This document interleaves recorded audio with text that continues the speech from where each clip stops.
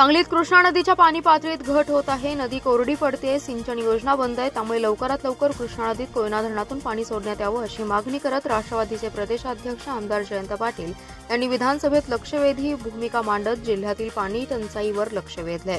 दरम्यान त्यांनी उपस्थित केलेल्या मुद्द्यांवर उत्तर देताना उपमुख्यमंत्री देवेंद्र फडणवीस यांनी सकारात्मक प्रतिसाद दिला।